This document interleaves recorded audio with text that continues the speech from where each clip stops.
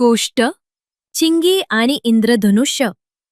एका हिरव्या डोंगराच्या पायथ्याशी चिंगी नावाची एक छोटीशी उत्साही चिमणी राहत होती. तिचं एक स्वप्न होतं, इंद्रधनुष्याला स्पर्श करायचं. सगळे पक्षी हसत म्हणायचे, अगं चिंगी, इंद्रधनुष्य फक्त पाहायचं असतं, त्याला स्पर्श करता येत नाही. पण चिंगी हट्टाची होती. ती रोज उंच उडायची, ढगांजवळ जायची, थोडी दमायची, पण थांबत नसे. एक दिवस आकाशात सुंदर इंद्रधनुष्य उमटलं. चिंगीने आपले पंख पसरले आणि उंच झेप घेतली.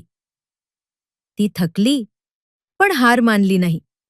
शेवटी ती इतकी उंच गेली की तिच्या डोळ्यांतून आनंदाश्रू आले. इंद्रधनुष्याचा स्पर्श नाही झाला, पण तिने एक नवा रंग पाहिला, हिम्मतीचा. ती खाली आली. सगळ्यांना सांगितलं, स्पर्श नाही झाला, पण मी प्रयत्न केला आणि त्यातून मला माझं खरं बळ सापडलं. शिकवण: स्वप्न मोठं असो वा छोटं, प्रयत्न केल्याशिवाय यश मिळत नाही आणि खरा आनंद प्रयत्नात असतो.